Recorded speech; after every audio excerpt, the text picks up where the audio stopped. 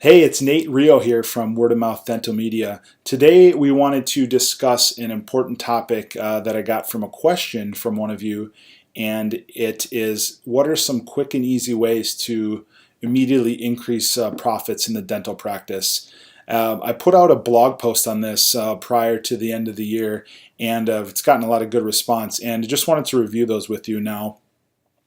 Some of these may seem, really common sense to a lot of you, and that's fine because the one thing that I see with those who consider themselves successful and those who, are working less, making more money, having cash paying patients, things like that, the top dentists in the field are what I like to call action takers, and they're implementers. There's tons of good information out there, and there's a lot of reputable sources as well as some non-reputable sources. But the thing is when you hear that information, you need to implement it. Just do something, get going, take action. So some of these steps today are going to seem very, very easy, very basic, like, oh, I've heard that before. But if you're not doing them, that could be why you're stuck in the mud, so to speak. So let's cover 3 quick and easy ways to profit more in your dental practice. Okay. Now, the first thing before we say how do we increase profits, let's go ahead and define that. So profits come down to a very simple mathematical equation.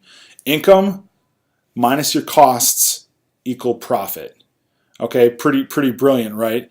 Now, but again, when we're looking at these 3 steps, let's go ahead and remember that we can either increase our income, decrease our costs, and either of those 2 things will increase our profits. So the first thing to increase your profits is number 1, increase your prices.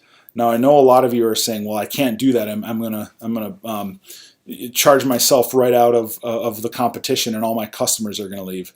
That's not really true, and here's why. If you're doing what you're supposed to do, you're creating a relationship with your patients.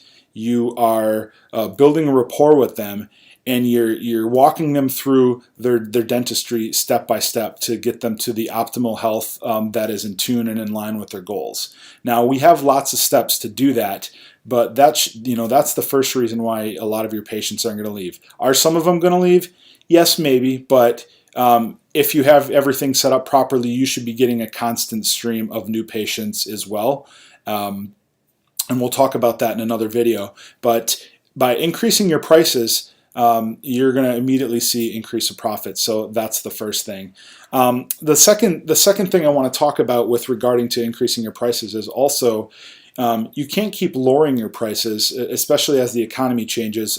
For instance, we all know gas prices have gone up, and they've recently gone down. But people expect prices to change. They don't expect them to double overnight. But as the economy changes and prices go up and everything else, so should your services. Especially if you're providing a service that all the other dentists in your community aren't, whether it's sleep-related breathing, orthodontics as a general practitioner, TMJ treatment, things of that nature. So it's okay to increase your prices, especially when the rest of the economy is as well.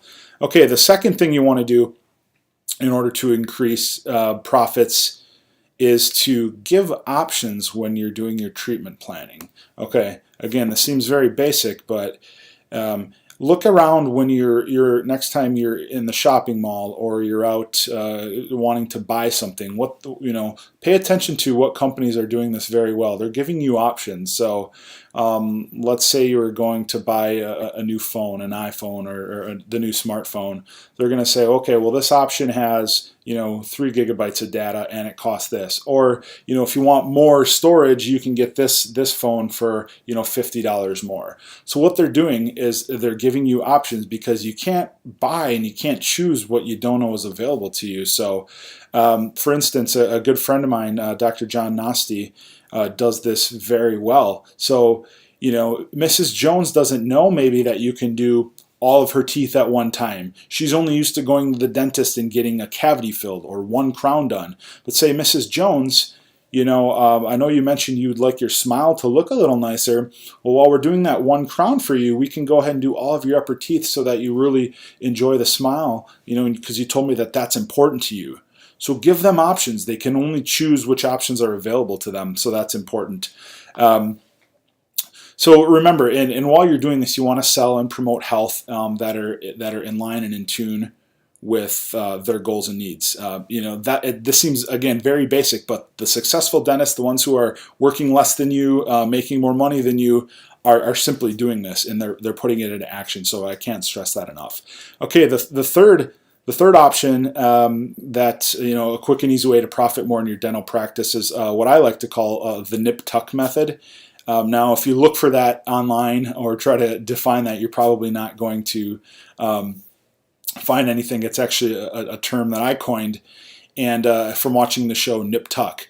And if you remember in the show, for those of you who watched, when the patient would come into this plastic surgeon's office, they would say, "Tell us what you don't like about yourself."